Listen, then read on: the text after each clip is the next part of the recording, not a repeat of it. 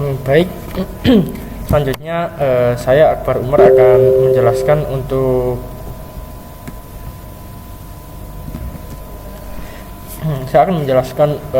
untuk progres pemrograman web untuk yang versi Python native, karena kemarin dari kelompok kami sudah membuat untuk versi Laravel. Lalu selanjutnya untuk komparasi kami membuat versi yang sama persis namun menggunakan native PHP.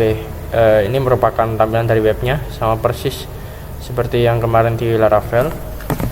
Ini menggunakan PHP native, saya lihat di sini. Ini untuk codingnya sebentar, dia ada di index.php. Nah, di sini menampilkan untuk halaman login. Oke. Di sini user bisa melakukan login. Juga sudah ada validasi juga. Jadi semisal tidak ditemukan, maka dia akan menampilkan alert ya, bisa tidak ditemukan dalam database. Jika di reload maka dia hilang ya, karena dia disimpan dalam session, dan ketika ditampilkan dia langsung dihapus dari session sehingga dia langsung hilang. Ketika di reload dia sudah tidak ditampilkan lagi. Menggunakan flash message. Selanjutnya itu untuk validasi. Jika user tidak ditemukan, selanjutnya jika data benar maka dia akan berhasil login dan diarahkan ke halaman admin. Ini juga halamannya sama persis. Untuk data sudah ada di sini, sudah, karena kemarin masih menggunakan data introdax, masih belum menggunakan data yang ada di sini. Di sini sudah menggunakan data yang ada dalam database. Jadi sudah dinamis. Di sini ada data pengadaan stok kategori terbanyak untuk yang diagram batang, lalu diagram peninggalan ada data pengadaan stok barang terbanyak. Bedanya yang atas ini untuk jenis kategori, untuk yang bawah ini untuk masing-masing jenis barang. Yang atas ini misal dia ada rokok, untuk barang yang mempunyai kategori rokok dia ada 129 stoknya. Selanjutnya ada kategori beras, stoknya ada 110 dan seterusnya sampai ke bawah. Ini diambil hanya untuk 7 kategori teratas, 7 kategori teratas yang jumlah stoknya paling banyak, 7 teratas diambil lalu ditampilkan dalam dashboard. Sehingga karena memang jumlah kategori bisa ada banyak, namun yang ditampilkan di sini hanya untuk yang 7 teratas saja. Untuk barang juga sama, dia diambil di sini ada 10 teratas yang diambil, dia juga ditampilkan berdasarkan stoknya. Di sini bisa kita lihat yang terbanyak ada apa ini? Rokok Gudang Garam ini. Ya, Surya Gudang Garam ada 50, lalu Cisamsu Kretek 40, lalu ada minuman Minute Maid Pulpe Orange ya 35. Ini sepertinya jika animasinya itu agak tertutup, nanti akan saya perbaiki. Untuk captionnya agak tertutup jika panjang. Jadi ini sudah menggunakan data master yang ada di database, datanya sudah dinamis. Oke, selanjutnya ini untuk dashboard. Lalu saya juga ingin menunjukkan untuk logoutnya juga sudah jalan. Oke, ketika dia logout, ketika dia belum login, ketika dia di logout atau belum login, lalu dia masuk ke halaman admin, maka dia akan dikembalikan lagi ke halaman login karena memang belum login.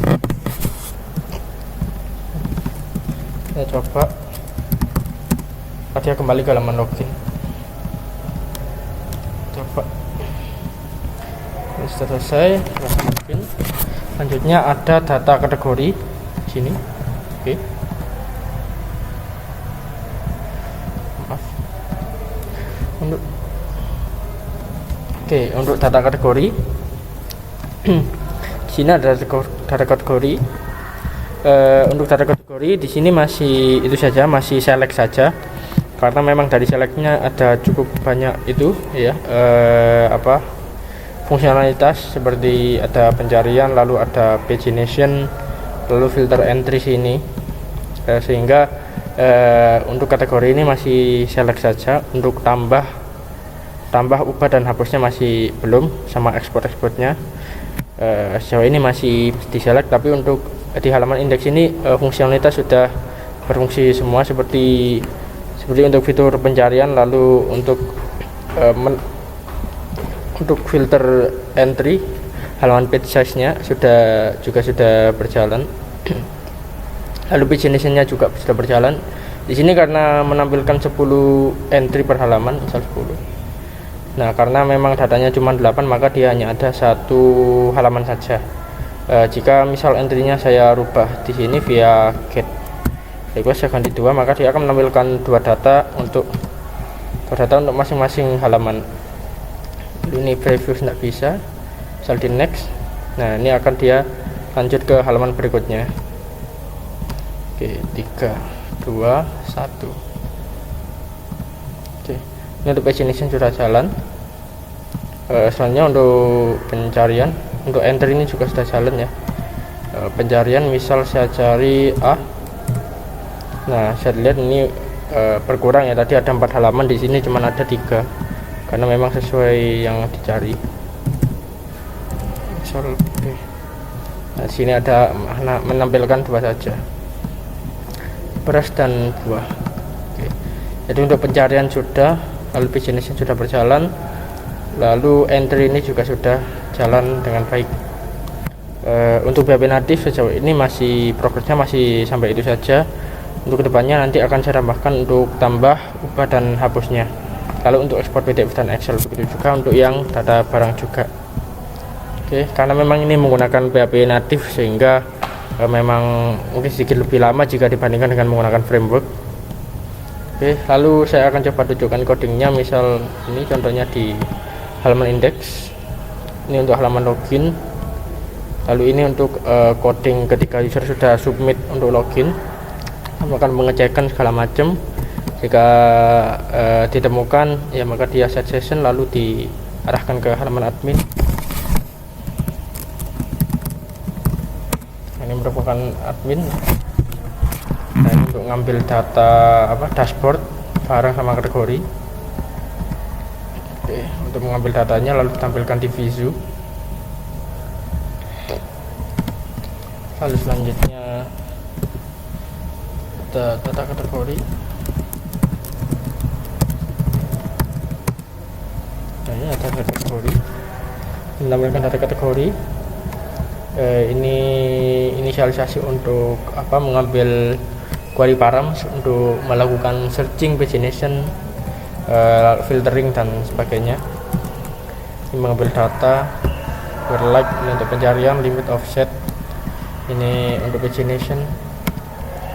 Oke, lalu ini untuk render pagination link, saya membuatkan fungsi tersendiri. Jadi tinggal menginputkan jumlah datanya, lalu page size untuk tiap halaman masing-masing menampilkan berapa konten, nanti dia akan otomatis mengenerate tombol-tombol untuk paginationnya.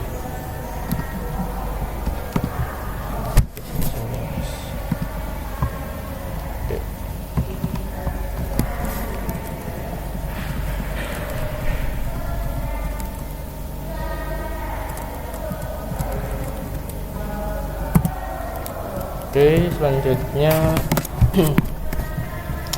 mungkin itu saja untuk progres kali ini. Untuk PHP natif memang dia sudah ada bisa login, logout, autentikasi sudah berjalan, lalu dashboard juga sudah. Selanjutnya kategori untuk indeks saja, pagination, pencarian dan entries, filter sudah jalan. Kedepannya nanti akan saya tambahkan untuk CRUD nya, untuk create CUD ya, create update delete, untuk kategori juga untuk data barangnya. Mungkin itu dulu dari saya untuk progres dari PHP natif aplikasi ini. Selanjutnya akan dilanjutkan oleh mungkin itu saja yang bisa saya sampaikan. Selanjutnya akan dilanjutkan oleh teman saya. Terima kasih. Selanjutnya saya akan menjelaskan progres dari program yang CI. Di sini sudah ada progres dari yang data kategori. Jadi di sini sudah bisa dirupi untuk kategorinya. Jam sampai misalkan di sini saya coba demokan dengan tersimpan di database di tabel kategori. Selanjutnya bisa edit, kan bisa kita ubah jadi jajan.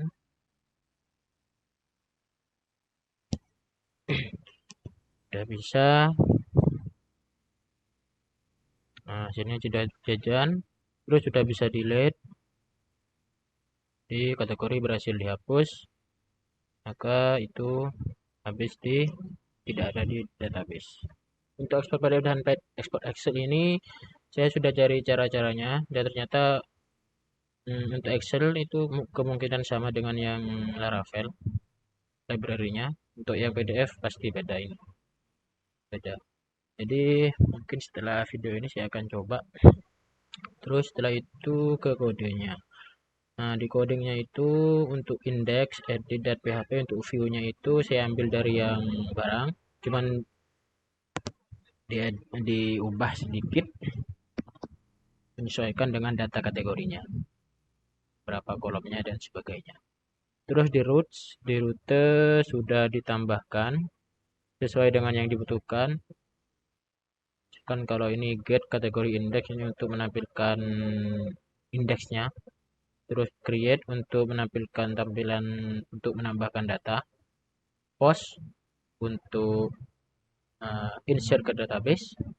Terus get yang ini yang edit untuk menampilkan edit halaman edit. Terus yang put, terus yang ini untuk mengupdate di database. Yang delete ini untuk mendelete dari database. Selanjutnya di controller kategori. Secara garis besar sama dengan yang di barang. Cuma bedanya yang dipakai ini kategori model yang sudah dibuat. Dari model seperti ini, jadi yang tabel yang dipakai itu kategori itu. Terus jadi untuk indeksnya di sini kita mengambil dulu parameter-parameter yang ada di URI-nya. Jika itu cari sebenarnya ada ini untuk filtering. Jadi jika ada filteringnya, maka kita menggunakan query builder yang di atas. Jika tidak ada, maka menggunakan query builder yang di bawah. Terus kita definisikan datanya, apa saja yang mau dikirim ke view-nya. Nah, jika sudah, maka akan dikirim ke kategori slash index yang di sini tadi sudah dijelaskan.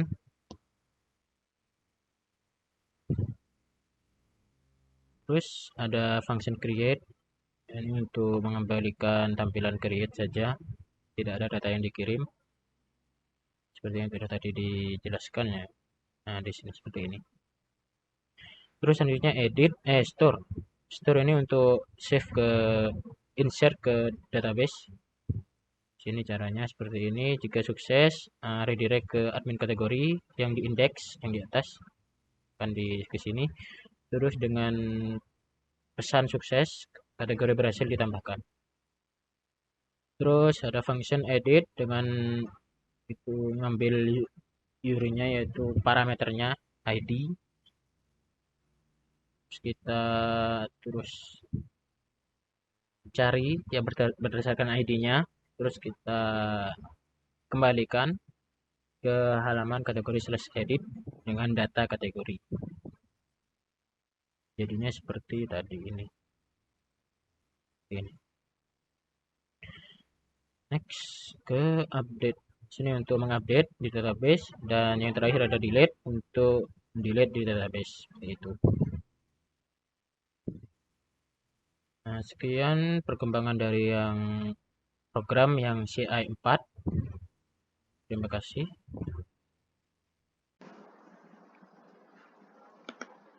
Assalamualaikum warahmatullahi wabarakatuh. Saya Muhammad Dajjal Awaludin ingin menjelaskan progres dari paper kami yang kemarin.